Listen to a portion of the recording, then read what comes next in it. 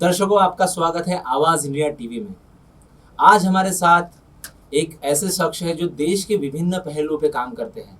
वो इकोनॉमिक्स पे, अर्थशास्त्र पे, यानी जैसे कि वो एक विज्ञानवादी सोच के साथ और एक धार्मिक मान्यताओं के साथ देश और दुनिया को अपने नामों से, अपने ज्ञान से वो रोशन करते हैं। आज हमारे साथ श्याम तागड़े सर है, जो 1991 बैच से आईएएस अधिकारी रहे हैं और देश के प्रशासकीय सेवा में अपनी सेवाएं दी है। साथ ही साथ एक प्रज्ञा प्रतिष्ठान जो ट्रस्ट है उसके भी वो धम्म प्रचारक है। सर, आपका स्वागत है आवाज इंडिया टीवी में।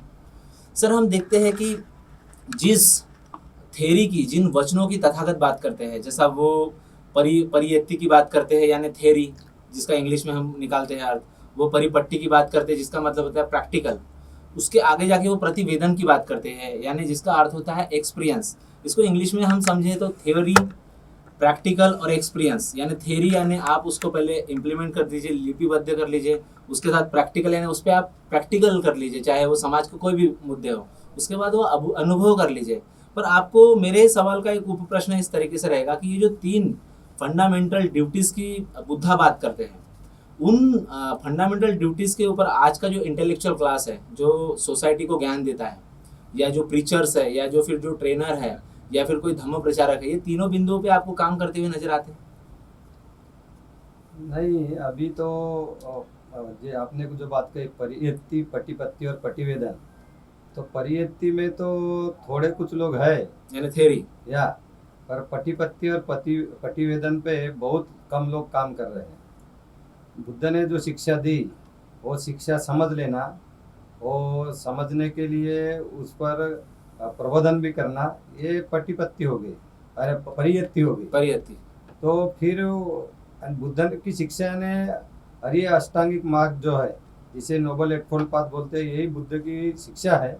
ये 4 हरिय सत्यों में आती है, 4 नोबल ट्रूथ्स में। तो ये नोबल एटफोल्ड पाथ जो है, हरिय अष्टांगिक मार्ग, यही पालन की शिक्षा है बुद्ध की। यही धम्म है, धम्म का पालन करना है, अष्टांगिक मार्ग का पालन करना ही है। तो ये जब पालन करेंगे तो वो पटिपत्ति हो जाता है। अच्छा, वो सेकंड फेज में आता है या पालन उसको करो। अगर हम किसी को समझाते हैं कि ये अष्टांग मार्ग है, इस तरह से पालन करना चाहिए, तो ये परियत्ति कहलाएगा। अच्छा, और जब उसका पालन हो जाएगा तो पटिपत्ति हो जाएगा। और पालन करने के बाद जो बुद्ध ने सिखाया वो प्रत्यक्ष से उसकी अनुभूति हम हमारे शरीर और मन में कर सकते हैं। अच्छा, वो पटिवेदन कहलाएगा। अच्छा, यानी थर्ड स्टेज या थर्ड फॉर्म। यस। तो जब अष्टांग मार्ग का पालन करेंगे तो उसका फल आएगा, अच्छे फल आता है। यानी बुद्ध का जो अष्टांग मार्ग है उसका अंतिम जो फल मिलता है वही मिलता है कि हमारे मन में जो तृष्णा होती है, क्रेविंग जिसे बोलते हैं, और तृष्णा, लोभ, द्वेष और मोह जो है, इनके रूप में हमारे मन में होती है। तो ये काम तृष्णा, भव तृष्णा, विभव तृष्णा कहते हैं। तो ये अगर धीरे धीरे कम होते दिखेगी हमें, या हमारा लोभ कम होते दिखेगा और द्वेष कम होते दिखेगा, तो हम वो पटिवेदन का भाग हो गया है। तो वह जब कम होता है तब व्यक्ति अच्छा होने लगता है, शीलों का पालन और मजबूत होता है, और फिर समाज में हमारा जो आचरण होगा बाकी लोगों के प्रति वो अच्छा होता है और निखर जाता है, और लोगों के प्रति करुणा और मैत्री बढ़ जाती है, और हम लोगों के साथ मिलकर अच्छे से मैत्री के साथ काम कर सकते हैं। तो ये पटिवेदन के रिजल्ट्स हैं। अच्छा, यानी ये 3 फेजेस हैं, उनके रिजल्ट है। सर, हम और थोड़ा गहराई में जाते हैं, हमारी चर्चा को और गहराई में उतारते हैं। हम देखते हैं बुद्ध वचनों में, बुद्धा जो हमारे शास्त्रा है, उनके वचनों में हमने देखा कि हम एक्शनरी मोड देखते हैं। हम उनका मीनिंगफुल मानवीय जीवन के प्रति, प्रतिकूल परिस्थिति हो या विपरीत परिस्थिति हो, उनके वचनों का उनके मानव के जीवन में उद्धार ही होता है उससे। हम देखते हैं कि बुद्ध आगे वाले जो उनके उपासक होते थे, उनका इंटेलेक्चुअल लेवल देख के, उनका परिप्रेक्ष्य देख के, या उनकी गांव का समीकरण देख के, उनका भौगोलिक परिस्थिति देख के, उनके मानसिक संतुलन देख के बात करते हैं।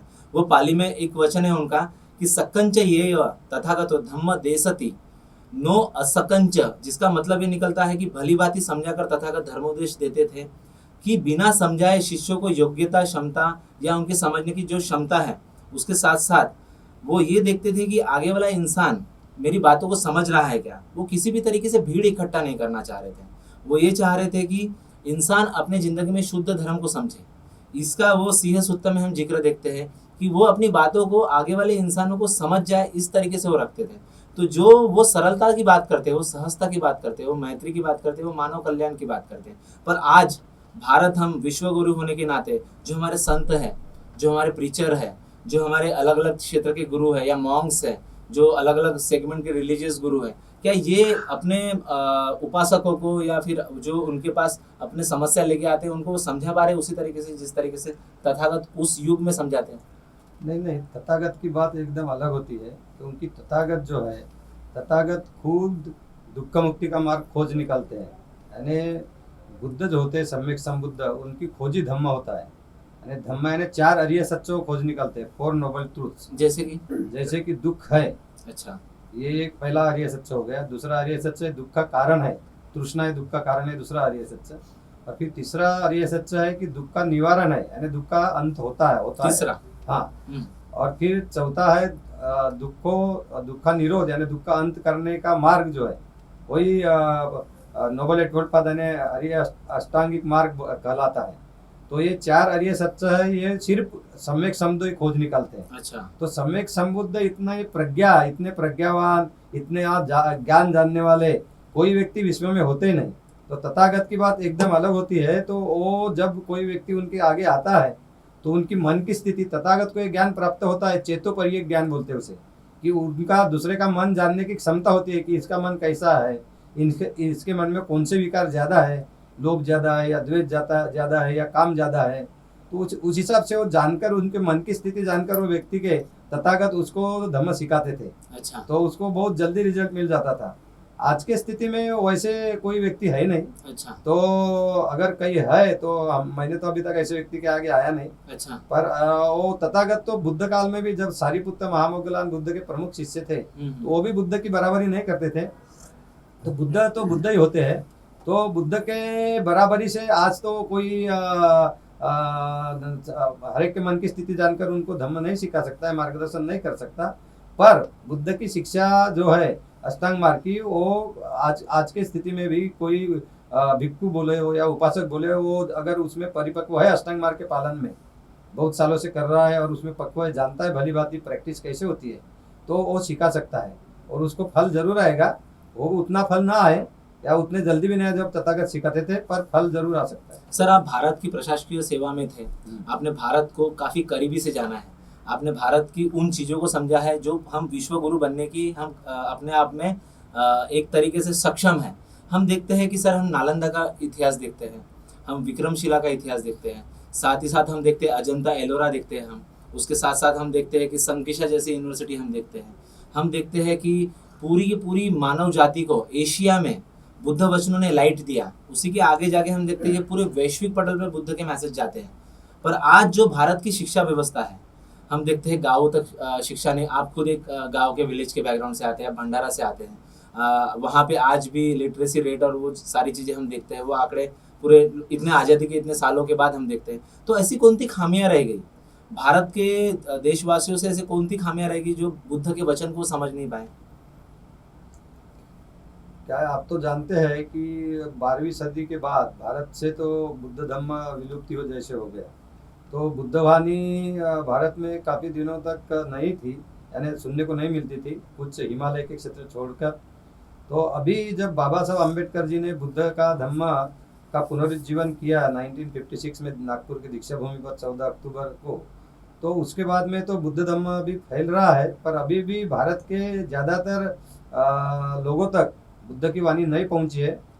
प्रयास जारी है। कुछ हद तक अभी लोग जो सिर्फ बौद्ध कहलाते हैं, ऐसे ही लोग, तो सभी धर्मों के लोग बुद्ध की शिक्षा की तरफ आकर्षित हो रहे हैं भारत में भी। और लगता है कि धीरे धीरे उन्हें बुद्ध की महत्व समझेंगे, क्योंकि उम्मीद की किरण बाकी है। हाँ। क्योंकि जब सम्राट अशोक जो थे, सम्राट अशोक जैसे राजा तो पूरे अभी तक, जब तक पूरे विश्व का जो इतिहास है उसमें सम्राट अशोक जैसे महान राजा नहीं हुए। तो उन्होंने जो काम किया था, उनका राज्य था, साम्राज्य था, पूरे भारतवर्ष में था, अफगानिस्तान की सीमाओं तक था, केरला तक था। तो उन्होंने जो धम्म का प्रचार प्रसार किया था और बुद्ध धम्म के आधार पर उनके साम्राज्य की नींव खड़ी थी। तो उनके बाद बोधिसत्व बाबा साहब अम्बेडकर जी ने अभी जो बुद्ध धम्म का पुनरुज्जीवन किया, उसके बाद अभी बुद्ध धम्म काफ़ी प्रसार हो रहा है भारत में। तो उम्मीद करते हैं कि धीरे धीरे ज़्यादा से ज़्यादा लोगों तक पहुँचेगा। पर अभी भारत में बहुत कम लोगों तक बुद्ध की वाणी पहुँची है। यानी उम्मीद की किरण बाकी है। हम या देखते हैं सर कि आपने बाबा साहब का जिक्र किया, हम देखते हैं कि इस कॉन्स्टिट्यूशन डिबेट में जिस तरीके से बाबा साहब ने अपनी बातें रखी, तो पूरे उस वक्त के भारतीय क्या पूरे दुनिया के लोग कन्विंस हुए। हम देखते हैं कि बाबा साहब आम्बेडकर ने, आपने बोला कि बुद्धिज्म का अंगीकार किया और एक भारत को एक वैश्विक शक्ति की तरफ लेके एक जगह बैठा दिया बाबा साहब ने कि आपको पूरे विश्व से वैश्विक संपदा के साथ आप उसके साथ में समकक्ष हो गए। पर हम देखते हैं कि जिस तरीके से हम देखते हैं कि बाबा साहब का राजनीति के जो अध्ययन है, जो राजनीतिक जो अभ्यास है, उस पर देश में बहुत चर्चा होती है। पर जिस बाबा साहब ने बुद्ध वचनों का अंगीकार किया, उन्होंने बुद्धिज्म का यानी एक प्रकार से वो बुद्धिस्ट हो गए हो, पर उनका जो एक्टिविज्म संस्कृति की तरफ था, उनका एक्टिविज्म जिस तरीके से धम्म वचनों के प्रति था, पर ऐसा लगता नहीं कि धम्म वचन पे काफी बहुतांश जो लोग हैं वो चर्चा नहीं करते।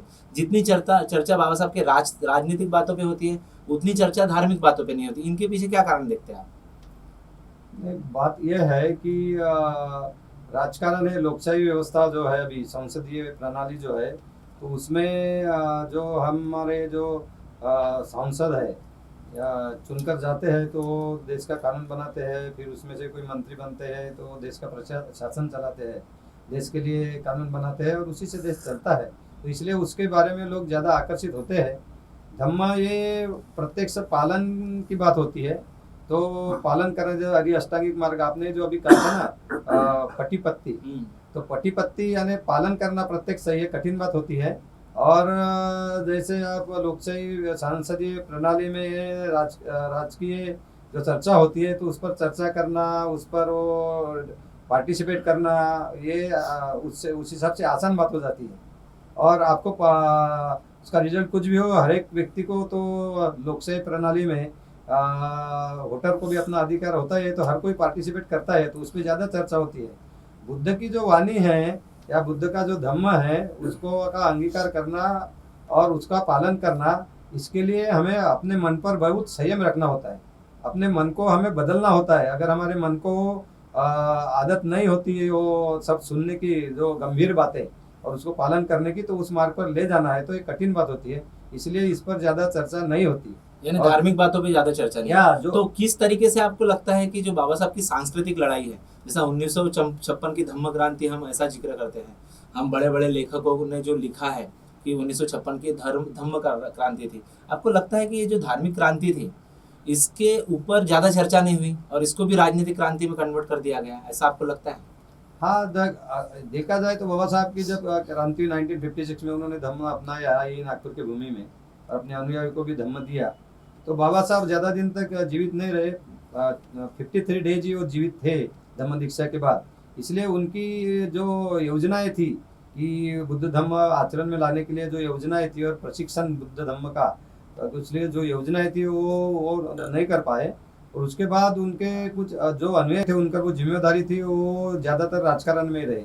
और ये प्रत्यक्ष बुद्ध धम्म पालन की जो बात थी, पूरा अष्टांग मार्ग की, यानी उसमें अष्टांग मार्ग में शील समाधि प्रज्ञा 3 भाग होते हैं, तो उस पर ज़्यादा काम नहीं हुआ और इसीलिए काफ़ी साल तक लोग पूरे अष्टांग मार्ग में नहीं आ पाए। पर अभी थोड़ा चित्र बदला हुआ है।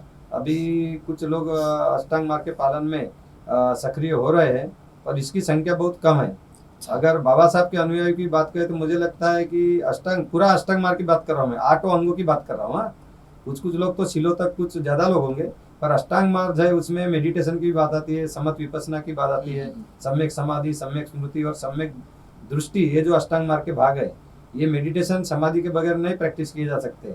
और पटिपत्ति में उसका बहुत योगदान है। तो उसमें अगर अभी देखा जाए तो 1% बाबा साहब के अनुयायी शायद इसमें पटिपत्ति में आ गए हो। यानी इसमें भी उम्मीद की किरण है। तकरीबन सर 1982 का दौर, लगभग भारत में इमरजेंसी का दौर था, 84 तक हम देखते, 82 आपके हाथ में, आपने तब से रिसर्चर के माध्यम से, एक वैज्ञानिक दृष्टिकोण के माध्यम से आपने बुद्ध वचनों को पढ़ना चालू किया। आपने ये बात अपने अलग अलग इंटरव्यू में भी एडमिट की है।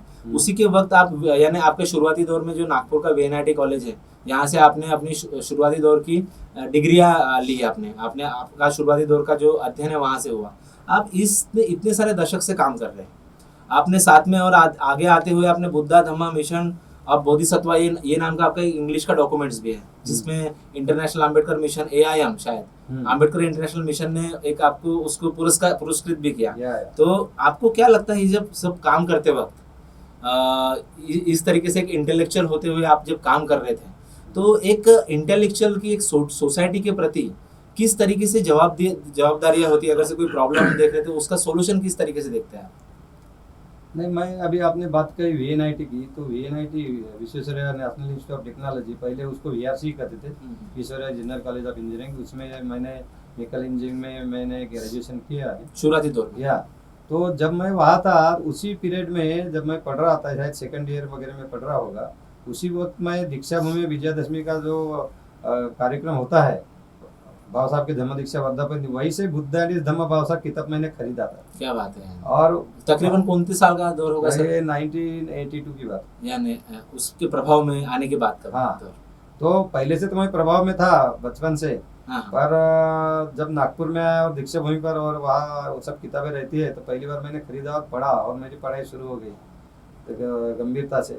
उसके बाद मैंने जब अष्टांग मार्ग का पालन शुरू किया 1999 से, पूरे अष्टांग मार्ग का। अच्छा, पहले तो उसको समझने के बाद, हाँ, यानी आपने वही जो बात आती है परियति, परिपट्टी और प्रतिवेदन। हाँ, तो मैं ये कहूँगा कि पट्टी का मेरा अभ्यास 99 में शुरू हो गया, 1999 में। अच्छा, पहले तो शिलों पे मेरा हमेशा मेरी बात मैं शिलों पे बहुत ज़्यादा ये देता था, एम्फेसिस देता था। तो वो तो था, वो भी सील भी धम्म का ही बात है, वो भी पट्टी की बात आती है। पर पूरा धम्म का पट्टी बोलेंगे तो आपको समाधि का अभ्यास और सम्यक दृष्टि, सम्यक स्मृति और सम्यक समाधि, ये तीनों का अभ्यास करना जरूरी होता है। तो वो मेरा 1999 से शुरू हो गया, यानी अभी करीब देखिए अभी 24 साल पूरे हो गए। इसके जब आपने बदलाव देखा 1999 से, तो एक यानी एक धम्म के प्रचारक, और उस टाइम पे आप अधिकारी भी थे, तो आपके जीवन में किस तरीके से सर आपने देखा कि रिकंस्ट्रक्शन हो रहा है, आपके माइंड का रिकंस्ट्रक्शन हो रहा है, आपकी मान्यताओं पूरे विश्व वैश्विक होते जा रही है, तो इस तरीके से किस तरीके से आप सरलता से समझा पाएंगे? नहीं, जब मैंने, यानी इसका क्या फायदा हुआ आपके जीवन में? मेरे बहुत लाभ हुआ। तो 1999 में मैंने जब अष्टांग मार्ग पूरी तरह से पालन किया, यानी पट्टी और पट्टीवेदन जो कहा था, वो सबका वो उसमें मुझे लाभ हुआ, यानी धम्म समझकर, यानी अष्टांग मार्ग समझकर उसका सभी से पालन करके, तो उसका जो रिजल्ट आया वो बहुत ही बढ़िया था। तो होता क्या है कि जब अष्टांग मार्ग का पालन करते हो, तो अष्टांग मार्ग के पालन के 3 अंग है। एक तो सील है, तो सील में पंचशील आप जानते हो, पानातिपाता वेरमणि, अदिन्नादाना वेरमणि, कामेषु मिथ्याचार वेरमणि, मुसावादा वेरमणि और सुरामेरय मज्जपमाद ठाना वेरमणि। तो ये सीलों का पालन करके, इसको सील पालन को धम्म के प्रैक्टिस की नींव कहा गया है। अच्छा, it is a foundation of Dhamma practice. उसके बाद समाधि का अभ्यास करना होता है, सम्यक समाधि जिसे बोलते हैं। तो उससे मन की एकाग्रता हमें प्राप्त करनी होती है, कि मन एक ही बात पर टिका रहे बहुत देर तक, वो मन की एकाग्रता है, उसे सम्यक समाधि बोलते हैं। फिर सम्यक समाधि होने के बाद मन आपका एक ही जगह बहुत देर तक टिक सकता है, तो फिर आपको शरीर और मन की सत्यता देखनी होती है, तो ये प्रज्ञा का क्षेत्र हो जाता है। तो सत्यता क्या है? विश्व में एक बहुत बड़ा सत्य यह है कि विश्व में जो कुछ निर्माण होता है वो नष्ट होता है, जो भी निर्माण हुआ है उसे नष्ट होना ही है, ये सत्य है। तो ये सत्य बुद्ध ने खोज निकाला, उसी को प्रज्ञा कहा। तो हमारे मन और शरीर में हर क्षण ये निर्माण होना और नष्ट होने की प्रक्रिया चलते रहती है, तो उसे हम जान सकते हैं ये मन की एकाग्रता के बाद। और उसी से फिर सम्यक दृष्टि, सम्यक स्मृति और सम्यक दृष्टि का अभ्यास होता है, और उसी से फिर 4 अरिय सच्चों का, यानी स्टेप बाय स्टेप है। हाँ, अगर से किसी ने पहली स्टेप पकड़ा तो उससे भी उसको नुकसान होगा, तो उसको स्टेप बाय स्टेप जाना पड़ता है। नहीं, वो वहां तक पहुंच ही नहीं सकता, क्योंकि सील अगर आपका अच्छा नहीं है तो क्या होता है, अगर सील आपका अच्छा नहीं है तो आपका मन जो है ये हमेशा कोलाहल में होगा, संयमित नहीं होगा। तो उसको मन की एकाग्रता प्राप्त करने के लिए, कंसंट्रेशन, हाँ, कंसंट्रेशन ऑफ माइंड, वो प्राप्त करने के लिए बहुत असुविधा होती है। तो और कंसंट्रेशन नहीं है माइंड में, तो आप प्रज्ञा नहीं विकसित कर सकते। यानी हर क्षण बदल रहा है आपके, इसमें आपके शरीर और मन में चेंज हो रहा है, निर्माण और उदय और व्यय हो रहा है, निर्माण और नष्ट हो रहा है। वो प्रक्रिया आप जान नहीं पाओगे अगर आपके मन की एकाग्रता नहीं है, कंसंट्रेशन ऑफ माइंड है, समाधि का अभ्यास नहीं है। तो ये होने के बाद जब प्रज्ञा में होते हैं तो क्या होता है, आप बहुत बड़ा सत्य जानते हैं, और फिर दुख का कारण भी इसी से पता चलता है। क्योंकि क्या है कि आपके मन में और शरीर में हर क्षण जो बदल होते रहता है, निर्माण और नष्ट होने की प्रक्रिया शुरू होती है, तो आप फिर जान लेते हो कि ये विश्व में तो पूरा ऐसे ही हो रहा है। तो नॉर्मली वास्तविकता क्या होता है कि हमें ऐसा लगता है कि जो कुछ हमारे पास अच्छा है वो ऐसा हम सोचकर चलते हैं कि वो शायद हमेशा के लिए हमारे साथ रहेगा, पर वो ऐसा नहीं होता है, उसका वो हमसे दूर होता ही है। इसी को बुद्ध ने कहा है, प्रिय विपयोगो दुखो, यानी जो प्रिय है वो दूर हो गया तो दुख हो जाता है। तो ये बात जब पता चलती है कि सब निर्माण होने वाला, नष्ट होने रहता है, तो हमें बहुत बड़ी सत्यता हमारे पास में आ जाती है, और उसी से फिर हमारे लोभ मोह द्वेष के विकार कम होते हैं।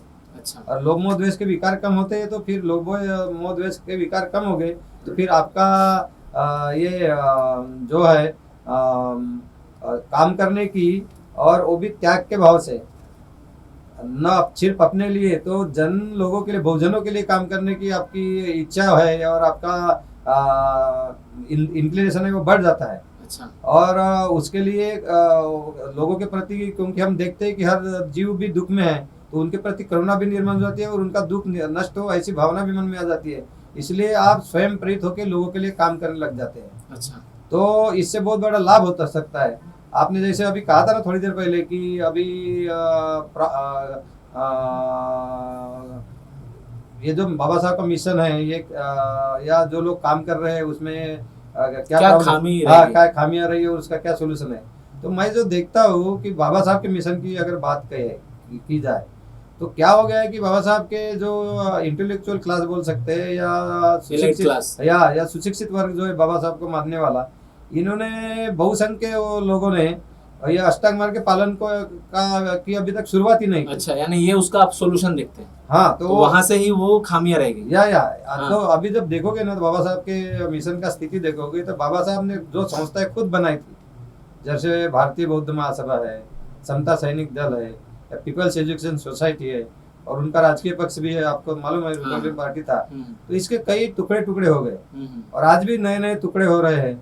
आज भी यानी जो सुशिक्षित लोग हैं, बड़े पदों पर रहे हुए लोग हैं, वो भी ये संस्थाओं में अध्यक्ष बने हुए हैं। एक ही संस्था के 2-2, 3-3, 4-4 अध्यक्ष हैं, वो सब जानते हैं। तो अगर वो चाहते तो क्या एक साथ बैठ के। पर सर, आपको एक अंत में मेरा एक सवाल रहेगा कि हजारों संगठन, लाखों एनजीओ काम कर रहे हैं। हाँ। निरंतर काम कर रहे हैं। हाँ। वो ट्रेनिंग दे रहे हैं।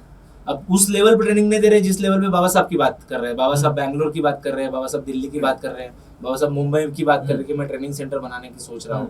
पर आज हम देखते हैं, आप खुद एक ट्रेनर हैं, आप अभी 3 दिवसीय धम्मा प्रशिक्षण शिविर में ट्रेनिंग देके आए।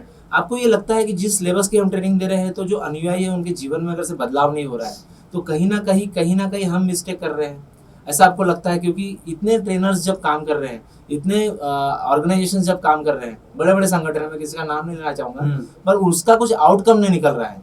जो उपासक है उसके जीवन में अगर से बदलाव नहीं हो पा रहा है, तो आप किस तरीके से इनका मध्यम मार्ग लेते हुए इसका सोल्यूशन की तरफ आप जाना की सोच रहे हैं? नहीं, आप जो बोल रहे हैं ट्रेनिंग बहुत ज्यादा हो रही है, ट्रेनिंग नहीं हो रही है।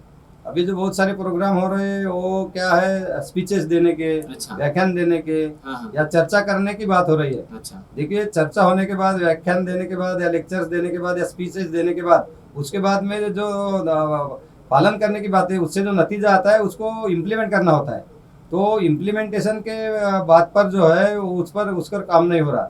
जैसे अगर बाबा साहब के मिशन की बात करें, तो बाबा साहब ने 20 नवंबर 1956 को कहा था दिल्ली में कि मेरे जो अनुयायी हैं वो धम्म पालन के लिए और प्रचार प्रसार के लिए अपना सब त्याग देंगे। तो इस पर काम नहीं हुआ। आज मैंने जो बात कही कि हो सकता है कि 1% के आसपास लोग अष्टांग मार्ग का पालन कर रहे हैं, वो भी उम्मीद की किरण। हाँ, वो भी, तो ये बहुत कम संख्या हो गई। ये संख्या में बढ़ाने की जरूरत है। मैं अभी 20 सालों से वही बात कर रहा हूँ कि अष्टांग मार्ग पालन करने वाले बाबा के अनुयायी की संख्या बढ़े। क्योंकि क्या होता है, अष्टांग मार्ग अगर पालन करते हैं तो आपके मन में से लोभ मोह द्वेष कम होना ही है, और ये अगर कम नहीं होता है तो फिर आपकी प्रैक्टिस ठीक नहीं है। अच्छा। और वो कम हो गया तो फिर आप सभी लोगों के साथ अच्छे ही रहोगे, आप गलत काम नहीं कर सकते, या आप कोई संगठन तोड़ नहीं सकते, मैत्री और करुणा के साथ काम करेंगे। हाँ, सच्चाई तो बोलते हैं, सच्चाई बहुत कठोरता से बोलना चाहिए कि ये सच है। कुछ लोगों को बुरा भी लगता है सच्चाई कहे तो। पर आप जो कह रहे थे ना, तो अभी बहुत सारे प्रोग्राम होते हैं बाबा साहब के अनुयायियों के, पर प्रोग्राम होते हैं उसमें मैं देखता हूँ कि चर्चाएं ज़्यादा होती है, स्पीचेज ज़्यादा होते हैं, उसमें प्रशिक्षण की बातें कहा है। यानी प्रशिक्षण आप इसको निवारण में देखते हैं, पर वो प्रशिक्षण का जो सिलेबस है वो काफी लोग उसको डिस्कशन करके बनाए, ऐसा आप सोच रहे हैं? नहीं, सभी लोगों को मैं चर्चा करने करे तो ठीक है। हाँ, हाँ। पर बुद्ध ने ही सब सिलेबस दिया है, बाबा साहब ने दिया है।